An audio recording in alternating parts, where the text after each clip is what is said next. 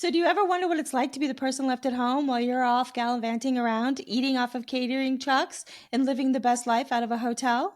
We actually did that with my wife. So without further ado, Kaysie Lazzaro on the NoNDB Podcast. And all the stories that he didn't want us to know. Well, don't tell them that. I mean, they're going to find out. So welcome to the NoNDB Podcast, Tales from the Trailer, with your host, Jack Lazzaro, Karen Alexander. Today we have the pinnacle guest. I'm surprised we were able to lock down a time because she is so busy. Kaysie Lazzaro. Thank you for coming on the show. We won't put you on the spot terribly. Tell us a little bit about yourself, Kaysie. Where are you from? What are what were your career ambitions, changes, decisions, and how did you end up with Mr. Jack? Oh, okay. So I am a New Orleans native, born and raised. I thought that I was going to go into medical pathology and quickly decided that was not the route when I was in college. And I got a summer job working on a film show as locations department. And then really, that was the end of it. I was hooked. And that's how it happens. Just a little sip of the water. Mm-hmm. Yeah, I literally thought it was just a summer job. And it was just one that went on for over a decade. Oh, wow. So a long time. Yeah, for a really long time. And then as far as meeting Jack goes, apparently I met him in Shreveport, Louisiana in 2007. That's that my is story. A romantic hotspot. Yeah. But I honestly don't remember meeting him. That's okay. Nobody really ever does. I met him in Shreveport myself. We worked together on a show. I think I was rocking a goatee at the time, and it was not a good choice. Yeah, we worked on W together. Yeah, apparently that goatee just made you very unmemorable. I'm sorry. Wow. Shots fired. I'm okay with it. But then we met in 2013 on what were we working on? I know this answer. 22 Jump Street, not 21. 22. It was the 22. Sequel. Right. I had done both, but she only came along for the sequel. Nope. I did both too. Oh, wait a minute. We have some controversy here. So see, I told you she had gotten out of the business, but not so far out of the business that she never got phone calls. So that's part of the... So when I got out of the business, there was a 3-year period where I did not really take any phone calls except for work on the weekend because I worked at New Orleans Auction Gallery as one of the office managers. I was going to say, can you auction off stuff? Can you be, what do they call those? Auctioneers. A caller. An auctioneer. A caller. Can you do it? I'm very out of practice, and most of the stuff that they would let me do was the very cheap stuff. So I got to do the rugs. Nice. Well, that was normally the slow part of the auction. So it would give the auctioneers a break, and then I would go up with my little mousy voice, and I'd be like, "I have an Shack rug that's, 5x8 and 6x2." Starting bid $700. Do I hear $700? And then it would just go on from there. Okay. Sounds like you were coached. Very much so. Very much so. So I did that during the 2009 writer strike. I went and got a job working at the auction gallery and stayed there for a couple years. I was happy to pick up days whenever any of my friends gave me those calls that I was saying no for months ago. So then He has had so many jobs. I was like, so in a very small amount of time, you just went, you were a business broker, a real estate agent, an antiques auctioneer, a property manager over how many places in the French Quarter? I think it was 52, but they weren't all in the French Quarter. They were just around that area. She was a go-getter. Yes, so you met Jack And So somehow, I met him when I was bringing him background to get body paint on, because the scene was, there was this golf cart type It was thing at a that football stadium during was a at a football football game. stadium, Jack, at a let football her game. talk. I'm going too slow. The story, because I want to put them together and see the differences, because Jack has already told me this story. So you tell me did yours. he? Yeah, you tell me your part of the story. Brand new. Just So I was bringing him people for the stadium because they were supposed to have stuff painted on them for the football game. Okay. And he was just really funny, and he invited me to karaoke. And I was like, oh, you don't want that. You have actually never heard me sing. Did you go to karaoke? We have never been to karaoke. We have actually never been to karaoke because he So you heard didn't- me sing and never wanted to take me in public. So you guys just couldn't do it. You didn't go out to karaoke? If I could, So wait. So what happened? You're getting a little ahead of yourself, Okay. honey. Okay. she So- honeyed you. I Oh don't know if it No, was I near was you. honeying you. I was gonna say I think she was honeying you. no! She can honey me if she wants to, though. I'm good with it. Go ahead. No, I wasn't Karen. It was to Jack. Okay. So he had said, "Let's go out," and he also met the person who I was dating at that time and made the comment about when you break up with him, let me know. Didn't want to waste my time. I think he was a little confident that was not going to last. Were you all working together? We were. Yes, I Oh. knew this guy, and he's kind of a D-gen from rural wherever. But Okay. I was like that guy. Oh well, when that's over, you come find me, okay? And I Okay. just dropped Mike and then left, making her laugh, obviously. But Yeah. Making me laugh very much the entire show. Anytime I had time to visit him, as y'all have all said in all the episodes, that he just makes everyone laugh. Mm-hmm. And so I sent him a message Uh-huh. asking for that date, being like, okay, you said that we were going to go karaoke and drinks. When are we doing that? And then he didn't respond for 2 weeks. So I thought it was a no-go.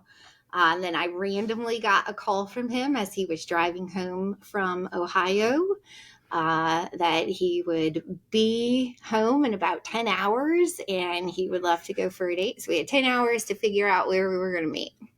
And that, my friends, is history, right? Yep. After that, you guys And then- both knew. well, we went the bar that we went to was Les Bon Temps Roulés, which is let the good times roll, and I don't think we've ever stopped. Nice. Oh, Yeah. How many times have you said that? That was Since just Actually, the first never. time. First Oh, time. Nice. That was the first time. That was- Nice. Well, now I have it for your anniversary speech. That is exciting. And, describe Jack to me. Oh, okay. Do you want Very me to take fun. the headset off? No. You're very fun, very charismatic. When he loves something, he is full force. He doesn't know how to do anything tiny. Everything is a huge production with him. We started doing plants that were spicy. I think we got 1 or 2 plants from his godson that were spicy peppers. And then now we have a whole pepper company out of it because he doesn't know how to go little. Yeah. That's No, not a I bad am thing. whole-assed. I'm not Yeah. half-assed. Yeah, I'm whole-assed. whole-assed or no-assed. He is very patient with our girls. Mhm. He is a great father and a great teammate, I have to say. As far as relationships that I have had in my life, he was the best teammate that I've ever had. And so obviously that's best why fit. we're married, and it was the best fit. But, really good at team player. Is there something that he does that frustrates you on the daily? It doesn't, we don't have to go too far into that because I'm sure there's a few. But just something, So I call him and my girls butterflies as far as their cleaning style, because they just kind of flit around without really doing much. And he taught our girls that as long as it was in a pile in a box, it was fine. So our girls, I don't remember saying this, but they like glommed onto that, and like I was like, no. So if it's in a container of some if sort, it's a doom pile that is movable, so they'll get a box so that you can hide it somewhere else. Yes, so they'll get boxes and just wipe everything into the box, and then move the box into the corner, and then say they've cleaned. And they did not learn that from me. I mean, to be honest with you, that makes perfect sense. Well, it's perfect sense if My every doom piles year are or not so mobile. if you want to buy a dumpster and then just put all those boxes into the dumpster without looking at those boxes, then it makes perfect sense. Yeah, but you don't. It's really hard to not look at those boxes. Yeah, so he's a bit of a butterfly cleaner. I get that. I get that, which is really funny because at work, his trailer, meticulous. Yeah, and there's nothing on the walls. So that's why it's so frustrating, because I know he can do it. I mean, it is just locked and tight everywhere. I mean, like, our trailers could not be more different. We had separate trailers. I don't want for 1 second anyone to ever think that anything is not clean. And being a man in the makeup trailer, someone made a comment once early on, and I was like, never again. Oh, never really? again. Because I don't. Yeah. Oh, the pageantry of cleaning brushes in a Lazzaro trailer is like, he does it. Oh no, it's a whole thing. It's a thing. I've seen it. Just so that people know it's clean. And I'm like, honey, you don't have to do it like that for it to be clean. And he goes, but other people have to see it this way so that they know it's clean in my hands. So I guess it's frustrating because I know he can do it. And I've seen how clean and meticulous his work stuff is. Yeah. And it's just when he's at home, he's like, he'll have like 9 projects going. I'm like, I get it. Okay, honey. I understand. My trailer is clean. I have a lot of stuff. We have colors. We all have little lights. Sorry, 1 second. I don't know what's going on. We have little lights everywhere. I've got candles. I've got crystals. We have stuff, and it's pretty and it's nice and it's warm. I never put all the lights on. Jack, you walk into the trailer and you're assaulted with light because they have to be, obviously. We don't use any of the lights. It's dim in our trailer. It's just like going into a nice nightclub. It's just like a nice piano bar. It's going to be easy going and stuff like that. And Jack is just stark white, clean, like you could surgery. Yeah. So I think that's actually really good. I'm not that. So basically, if we're not being paid, you're not getting it. No. We had this conversation with Jenna. Absolutely had this conversation. And again, I'm sitting here and I'm like, yep, I haven't changed. Even though she gave me some tips, I have not used them. She gave me tips. She sent me legal pads. I still don't. Yeah, she gave me tips. I had homework to do. I've never even plugged in. I didn't plug in. I did not plug in the rowing machine like she told me to do. Just plug it in. She plugged it in and walk away. Nope. Didn't do it. No. So I totally get that because it's a lot different. But he also knows that at some point you're going to fill in that need because it's going to drive you crazy and it won't drive him crazy. Crazier before me. Yeah. Always. I will say this, just back to, I think that's actually one of our secret sauces to our morning routine because everybody goes to hair first, right? So they get like this slow ramp up of like, how you doing, honey? You want a cup of coffee? And then once that Nespresso hits, and you come over into my trailer, it's like, you're late. Good morning. Hey!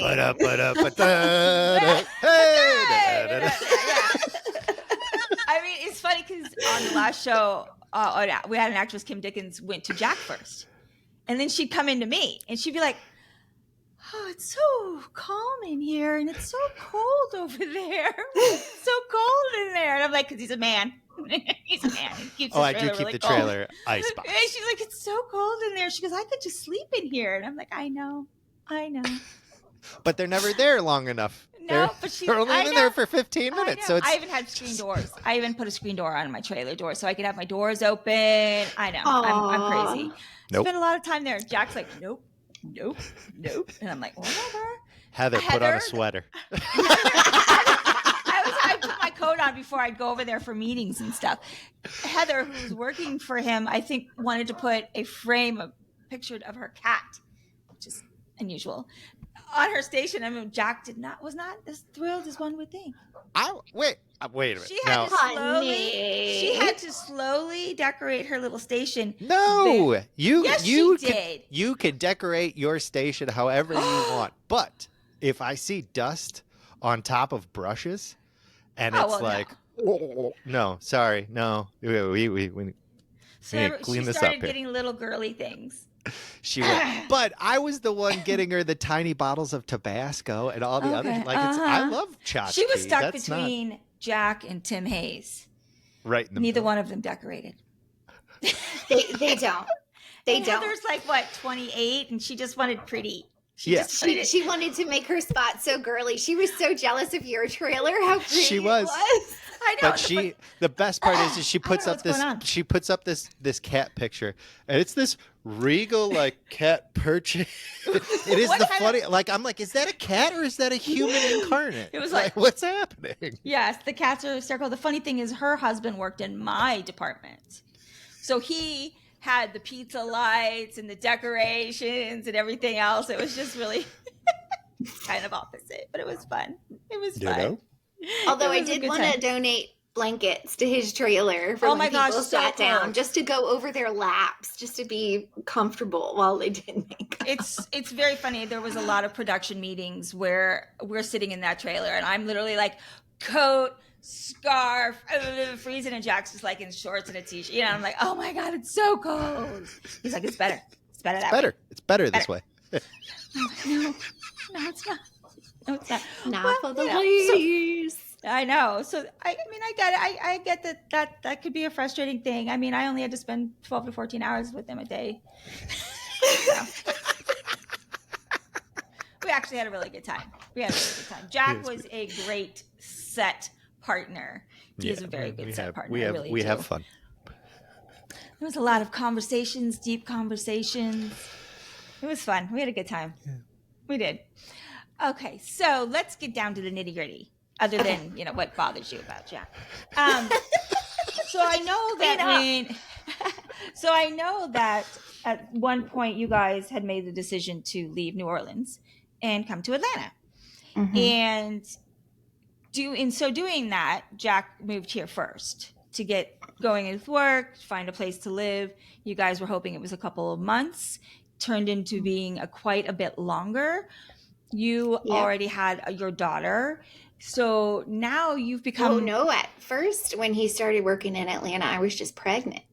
Oh, that was when I first found out that there was a town named Atlanta. But by the time he moved here, because of the incentives, there was a town called Atlanta. Yes, but by the time his work kept going to Atlanta, she was a toddler at that point when we moved. So how much of your pregnancy did you spend alone? Almost all of it. I think he went to work in Atlanta. What was it? 4 days after we found out we were pregnant. Yeah. Oh, no, wow. 3 days later, I was here going. Sorry. So this is gonna be great. Yeah, throwing up and Oh yeah, I think he got home. What was it like? Christmas? No, December 17th. I had to drive through the night to get to the last ultrasound appointment so we could find out what the sex of our baby was. I drove through the night. Oh, he's making it sound like it was. Well, he carried the baby for 10 months. You drove through the night. He wanted to actually make it to one of the appointments because I had just been going either by myself or with my mom. Right. That was that's neat though. Yeah, I was so like, you guys I will actually be there. found out the sex before the baby was born. Mm-hmm. We did. Okay. We didn't want any more surprises. I wasn't going to go into that. Well, and because we waited to have kids late, apparently having kids in your 30s, you're considered geriatric. Yes, high risk. So we got to find out early because of that, which was just silly, but we got to find out. That's all right. Wouldn't have had it any other way. So Jack is in Atlanta, living the life, doing what he does, and you are kind of almost what is it they say? A single married mom. Yeah. So you're like holding down the fort, you're dealing with all this stuff, you're raising your first child on your own, kind of, because you're figuring it all out. And Jack is in Atlanta doing everything he has to do to try and get you there. Oh, So and we had a new business that we had just started too. Yeah. So we started a children's tea party venue. So how did that make you wonder if this was not the right choice? Because I know that you and Jack are solid, but did it make you wonder if this industry was going to be a harder obstacle at that point than you had originally thought, maybe? Or because you knew you were headed towards Atlanta and it wouldn't always be this way? Were you just confident that it would work itself out? Well, one, I didn't realize that I was heading to Atlanta. Even when we were talking about coming to Atlanta, it wasn't registering that that's what we were doing. Okay. I had just had the tea room. It was being really successful. I was, working as a commercial real estate agent and business broker as well. I had lots of help with Ada. So while Jack was away, my whole family and friends were there. Mm-hmm. So I had such a huge support system there that it was scarier thinking about leaving than trying to make that work. But with what was going on with the tax incentives and the amount of work that was coming in and the caps that were put in place and the amount of jobs he was being offered that were in Georgia, I think at a certain point it just clicked for us that one, that's where his work was taking him and we didn't want to be apart. And two, did I want to continue to stay in New Orleans and have us live two separate lives and him be home when he's home and then away working when he's working? And really we decided that that wasn't going to work, not just for us, but for his relationship with Ada, because it was a challenge when he would come home from being gone for so long for her to readjust to him every time he would come in. It's kind of a stranger. Yeah. And I didn't, even though she would see him on FaceTime and that was a thing and it was different. And I didn't want their relationship to suffer because of that. And it was enough to support our family and for us to make that move. And I knew that with my resume and my background and just how I am with work, I knew I was going to be fine really wherever I went. Okay. So you finally decided that it was a choice and that you were making it and you were going. Yeah. I mean, I understand leaving your home and your family and everything that you knew. You grew up there. Like Jack, you'd been all over the place. So it wasn't, although it was your home, it wasn't like you were leaving it for the first time. You'd already left home a long time ago. Yeah. Well, and I had traveled a lot and I had lived in places for short stints, but it's never a lot different when you know you're going for good. Knowing that you're not coming back. Yeah. It was different. Yeah. I mean, I've lived all over the place for short times, but it's all, you always know there's always a home. There's always some place to go back to. Correct. And then you guys decide to buy a house that you're going to fix up and do all, and your house is lovely and I really like it. I think you guys made good choices. And then at this point, Jack, are you working with Tracy most of the time? Are you and Tracy working together primarily? No, pockets. Pockets, because there was Fleur in there at one point there was too, Fleur, right? And then Heba's Thor's daughter came in, and we did a whole bunch of the Marvels, and I was second uniting and doing all that stuff. And when did you? At what point were you at when we did Brockmire together? That was 2017. So. I was building the house here while Kaysie was running the business and wrapping up stuff. So you were still in New Orleans the first time we worked together. Okay. Yeah. We were making that transition during Brockmire. Yes. Didn't we end up finally doing it during? Yeah. Yeah. So it was November of 2017 November 2016, we purchased the house. Yeah. Because I think able to be in it until March. Yeah. Brockmire was 17. And it went in. Oh yeah, you're right. There we go. It was the end of summer. Just because I went and did amazing stories after that with that person. So we were here and we were in our house. We had just gotten in. Okay. In March of when Brock 17. Myers. Yeah. Yeah, in March Yes. of 17. And then when did you get pregnant again? How much In later? 2018. Well, it would be September of 2017. You had gotten pregnant because May of 2018. So you were pregnant then. Were you? Maybe I do remember that. I think we found out we were pregnant at the end of Brockmire. Yes, because I do remember that, and then we worked together. Then we did the next Brockmire together. We did Dumpling. We did other things together, and then we did the second. Yeah, Brockmire Dumpling was beginning of 2018. Dumpling was September. Of 2018? No, it came out in 2018. Yeah. So Dumpling was before Brockmire. Yes, was before Brockmire because. So wait, that's how I knew. Yes, that's the first time we worked together. And then it was on Dumpling, and then you were with Fleur, and then we did Brockmire because Fleur and I did Dumpling together. Yeah, so that's how I knew him. Okay, because I knew that when we knew, I knew you already. Okay, just trying to. So it was Dumpling was the beginning. Oh. Dumpling, wasn't it? I think so. Other than that would have been the first one, yeah. Other than W. Other than our time in Shreveport together. Yeah. Was it that transition? I mean, Jack is already here. He's made his friends. He's already got a little bit of he knows where he's at. He's comfortable here. When you made that transition to come here and be with him, was there a little bit of was it as easy for you to blend right back into it, or was it hard? I hated it the whole first 2 years we were here. Is that because where you live, it's a little more isolated, not as many friends? Well, it's very not really rural. But you're not city. But it's sprawled. Yeah. It's not necessarily city. Well, and we're also not like in the bar scene at that point. We're not you're adults and you're we're being adults now and we're raising not kids. Working so here yet, probably. So I wasn't working. We had Ada, who was still little, and then when I was pregnant with Elise, I was sick all through that pregnancy too.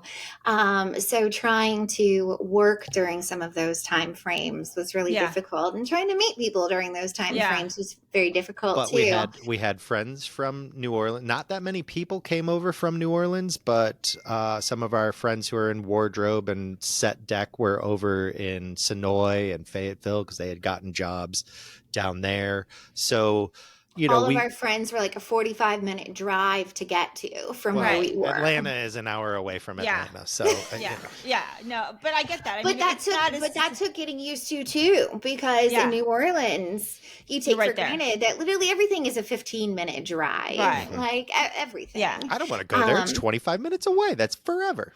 I know, and I know it's like in Los Angeles, everything's 2 hours away. And so it took adjusting that I thought I was ready for that. I wasn't quite ready for. So how hard was that for you, Jack? It was terribly difficult because... I mean, you're basically happy. You've got your job. No, because that's not true. Because when we decided that we were going to leave New Orleans, it was a rocky and a hard place scenario because we had just bought this business. And it was turning a profit. I mean, we turned our credit around. Like our credit was bumped up within 16 months. Was just top 800s, yada yada yada, because of this business. And it just wasn't. If that and the brokering were going to if she was making any more money than that, it would have been a much harder decision. Because I had gone to Atlanta to give it a shot and came back, and it was like my resume was about 5 years better than some of the people that were coming up here. And I had the relations already made with some of those top department heads in 706 and coming out of LA.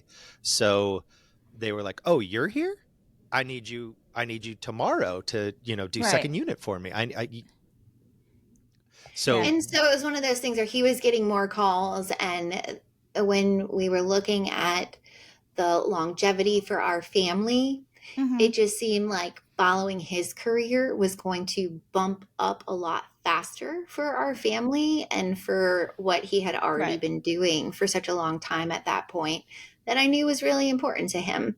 And so, that's one of those things that you have to think about when you're in a relationship is, okay, if your partner wants to go, are you going too? And, I said I would. So here I was. Yeah, we had some friends that they didn't do that she stayed back with the 2 kids and he came over here and they are not together now. And so very like you said, you live 2 different lives. You lose the thread that put you guys together because now you're talking about 2 different places, 2 different sets of friends, 2 different everything. Everything. And it really, and even when you come back even when you go home, Jack is reacquainting himself. Now your routines are being messed up because now he wants to do it this way.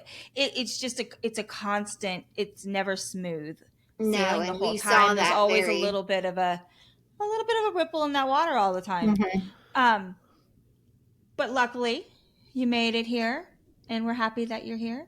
And you found your way, and now you've built the circle of people around you that are great, and you have good friends, and your daughters are doing well, and Jack is doing well. He's starting to take on bigger responsibilities and stuff. And one of the things I want to talk about was the fact that last year, Jack and I did a show where we were gone for almost 8 months. Gone, but not far enough to be totally gone. We were 3 hours away, which gives you the opportunity to be able to go back and forth, which sounds very easy, but it's not because it does take it out of you. So, I was with Jack. I know some of the struggles that he had. I also know from growing up with parents that had to travel. Both of my parents were in the industry, so there was always that travel. And then I was married and I did the same thing. What was the hardest thing for you while Jack was working in Savannah? I think the girls wanting to spend time with him. The girls really wanting to spend time with him. And when he was in Savannah, a whole bunch of my life then started to take form and go out of control. And so I'm working on a community project right around the corner from our house. And I was in meetings constantly and had to go to development stuff and meet with commissioners. And my schedule got packed, and him being away, I was having to then pay for a sitter. And then it felt like, okay, I understand it's only a temporary job, but this is difficult. So one of the things that we decided to do to try and make it easier on us and easier for the girls was do a 1 weekend on where he would come home, 1 weekend on where I would go there with the girls and visit him, and then 1 weekend where we just got to stay home and not do stuff because the 6-hour commute, so 3 hours there, 3 hours back. It starts to take its toll. I know I did it quite a bit. And it does. And it's for you guys maybe a little bit longer. I don't know, maybe it's almost 4, right?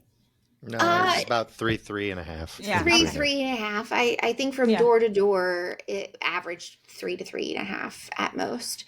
And the girls became troopers. They would understand, and they started to figure out where the gaps of where food was and when there were stops and then when there weren't going to be stops, because there were certain parts where there's just nothing. Kids are resilient in a little way. And this is something that, like I said, I grew up in this industry. I grew up visiting parents and not seeing them for months. And we didn't have FaceTime. We didn't get to do any of that. We got a phone call once a week. Jock was there during the interview with my mom where she said that she felt that we missed out, that our lives, she felt guilty because she felt that we had missed out on a lot of things. And it's so amazing to me because I don't feel like I missed out on anything. I actually felt like my life was richer because I got to do different things. So watching you guys kind of go through that, because you see it, the kids are calling in the mornings and you hear Jock telling him that I'm going to be home this weekend, I love you, and doing all the dad things that he does. It is a stress, I would imagine. It is a strain, And you guys, again, here you are where you were when you first got back. Although you have more opportunities now and you're working and you're doing other things, you guys, you're back to being the single mom, the single married mom, right? And Jack is now living, playing golf every once in a while and doing the things that he gets to do. Even though we're working very hard, and those weekends, I mean, no, we did. I know, and I had to come to grips with that, because sometimes it was really hard knowing that I was the default parent and that I always had the kids with me, and that for me to go out for a Saturday to enjoy myself required an act of Congress, a sitter, time schedules, money to pay for them, and there was so much more to it that. At certain points, I would be like, honey, I'm having a rough day. I need you to not try and fix this, because I know there's no fixing it, but I need you to sit on the phone and just let me vent and just get this out so that it's not bottled up, and so that resentment doesn't build, and I can let this go, and then we can get on with our day. I used to always say that. I'm sorry. I always think it's harder on the person that's left at home. Absolutely. Because you are dealing with the 24 hours of your life now, doing it by yourself, where although it is stressful to be the other one because you're missing out on things, you don't have to carry as much of that weight in the same way. You can feel upset, you can be all those things, you can miss your family, but you're the one at home 2:00 in the morning or whatever. If the girls don't feel well, you're getting them to school, you're buying the groceries, you're making sure that you're putting all your time into the work that you are passionate about, and it's, I don't know if I guess it's a little bit of a sacrifice. I don't know if sacrifice is the right word, because it is a dual ship. And I think that Jack would do the exact same for you if the tables were turned. But there has to be moments where you're like, you know what? I don't want to hear that you're playing golf. I don't want to hear that you're going to go watch the football game. Oh, 100%. And I would tell him that. And I think, again, part of it is communication. And I think because even though I'm not in the industry now, because really raising a family and having both of us in the industry would just be really too difficult. And my passions are elsewhere right now and more the behind the scenes anyway. I think you made the right choices. I think that this is one of the things that we talked about heavily, and that we know that that's part of our teammate. And I know what the film industry is like, and I know what set is like, and I know that you don't always know when you're going to wrap. You have a vague idea, but you really have no idea. So when he was working and he was home, and it was during pandemic, and he was able to come home every night and tuck in the girls, it changes. I knew that was a blessing that wasn't going to last forever. And we would tell the girls that this is happening, but please know that this isn't always going to be the situation. So we try to prep our girls and have expectation conversations. When y'all were in Savannah and we were here, they would ask to go to Dad's apartment. They'd be like, okay, so wait, when can we go to Dad's apartment and eat at that fancy restaurant again? Yeah. And you're like, Dad lives here? No. Yeah. And I'm like, temporary. That's temporary. But honestly, Elise asked about that apartment 2 days ago. When did we get to go back there? We had an absolute ball. So much fun. We did. But if I could jump in, because Karen, you have asked, what's our secret sauce in the past, and I think we're kind of hitting on it here. Very early on, we had early conversations.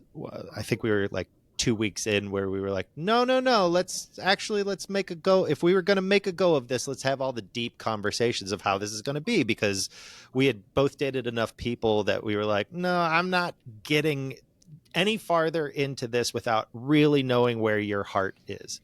And and I told Kaysie, I love this job, but I want a family. And if I can't have a family and this job, then I choose family. Yeah. And so that kind of, that was the die that was cast. And I know now that I am so very much, I don't want to live out of an apartment while you guys are someplace else. And so when it was, am I going to go to Atlanta? Because then we're going to Atlanta, because we're not going to be away from each other. I cannot do that. And I don't want to miss out that much. And so many people in our profession, not just hair and makeup, but just the film community, didn't prioritize that. And then they're an occasional dad. And I mean, that's why I think we've always had that conversation, family first. Mm-hmm. Mm-hmm. I'm very family first. I know Jack's very family first. We both run our departments family first. If there's something you got to go, you got to go. If there's something you need, you got to do it. I think the communication that you guys have is amazing and great. That's when I say I know you guys are solid, because I sat next to Jack for a year or 8 months or whatever, and I got, sometimes there was conversations I didn't want to hear. No, just joking, not that bad. Well, I mean, but we had to have them. Those are always needed. Those are always needed. And if you don't want to have them, then let's talk about the honeymoon. But no, I think there's a lot of people in this industry that lose sight of what's truly important. Mm-hmm. And family, wife, kids, your life outside of what you do. This is something I always say this is your job. This is not your life. Yeah, this doesn't define you. So stop giving it the importance of that. I mean, it is important. It's how you make your living. It's how you provide for your family. But it is not you. It's where you go to work. And I think people love that. And they also, it's social and you're flirty and things are fun. It's high school sometimes. I mean, you're just all having a good time. But that's not real. You're getting paid to play is what I used to call it. I used to have so much fun. Yeah. It is fun. I mean, it's stressful and it's hard. And I think the fun comes because it is stressful and hard, but it is not, it shouldn't define you. Jack is a dad and a husband first. And I've always thought of him that way. I've had conversations with other people. No offense, Jack. We've talked about Jack is family first. If it is a question of you guys or something else, it's always going to be you guys. And he's very clear about that with everything that he does.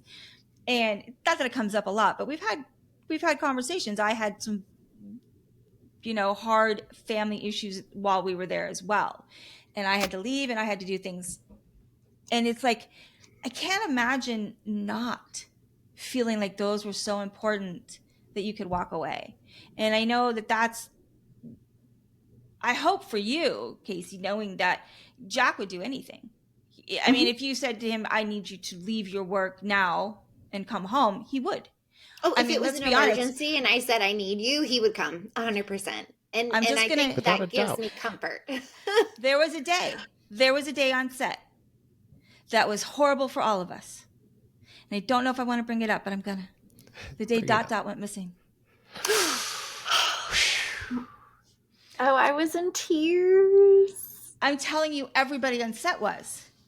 We were all we all wanted to find out. We were all, what can we do? Status updates every 15 minutes on Channel 1. And it was like, Jack handed his bag to someone else and was like, I'm dealing with this. And because that was what was important. People can deal with that shit over there.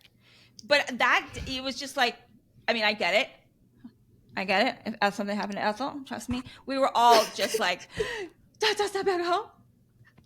He's going to spend the night outside. How is this going to work? We were just devastated, all of us. But then it was okay, and Dot was fine. Dot was fine. Dot was found, and Dot had just spent the best night of her life just chilling and doing whatever. I don't know where she was at, and I don't know what she was eating.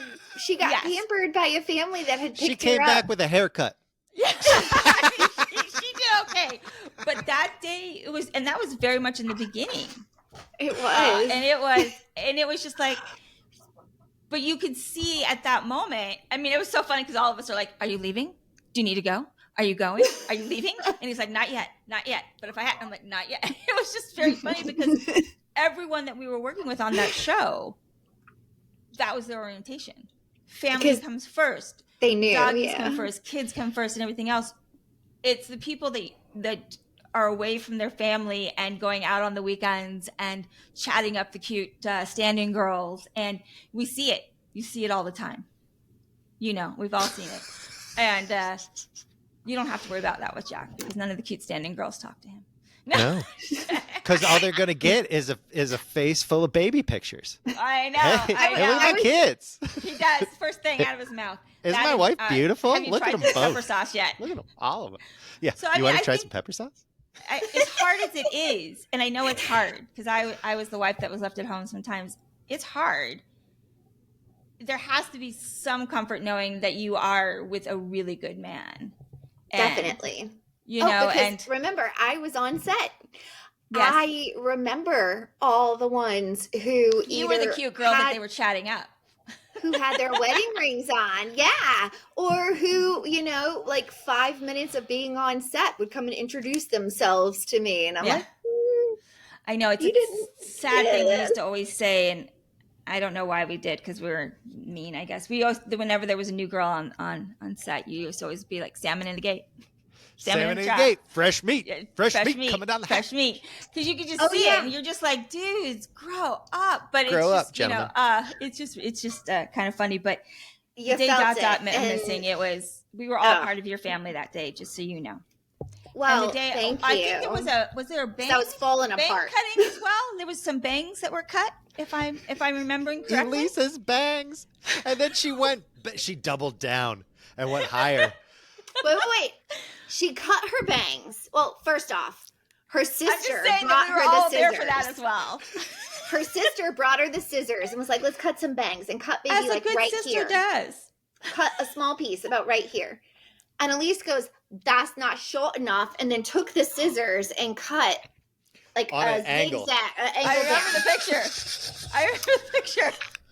So we call our neighbor across the street, who's a barber. And he comes home and I'm like, "Hey, Tony, can you come and fix her bangs in our front yard?" So we sit her in a chair. He fixes her bangs. They were short. She goes back inside and cuts them again because he left them too long. I want it this way. I wanted it this way, and no one was doing it. So she just went and did it herself. I just remember the pictures. It took the entire show for those bangs to grow out. Oh, yeah. And it was funny though because it was another conversation. We were all involved. Oh yeah, and she was so All proud. involved. Well, and Ada was like, "Well, I really didn't do much," and I'm like, "You brought her the scissors, right? And said, Gave her the tools she needed." I know. Like, Which I would have been the one that I have done that. I cut my cousin's hair. I made him into a mohawk. He was like 11 years old. I was 29 at the time. Oh, and I was like, skin fade. I mean, it was a wonder. It was a wonder. That's it. My mom used to always say, because we would all, there was times we would do stuff and we'd cut each other's bad things. And my mom, people would be like, "Aren't you upset?" My mom was like, "Hair grows. It'll be back. They'll figure it out eventually. Don't let it bother you. Oh, that's Don't great. let it bother you. Hair grows." It does. You know. It does. And her bangs have grown out. But now I know that when she wants a haircut, that it's going to happen. It's going to happen. Thank you for listening to the NoNDB Podcast. NoNDB Studios. Well, wow, that was an abrupt ending, huh? Who knew? Who knew that, mom duties and everything else is going to pull us all away like that? For those who aren't in the know, when we recorded that, before we got to our hard-hitting questions, our Tales from the Trailer After Dark. It's not After Dark. But before we could get to that, life made us check back in, and we had to go get the girls and go do other things, and we were going to come back to it later. Dog. I think there was a dog standing by the door staring at me with little legs crossed. Dog had a TT. Dogs and kids and work, they get in the way sometimes, but that was an amazing conversation, and I really enjoy Kaysie. She's so much fun. Yeah, she's definitely a breath of fresh air in my life and in almost everybody's life she touches. I'm sure there's somebody who's less than a fan, but I haven't met them yet. Well, I just want to say thank you guys all for joining us. And thank you again to Kaysie, since we really didn't get to say that earlier, for sharing so much of your life with us today. Yeah. So you've been listening to Tales from the Trailer, a NoNDB podcast.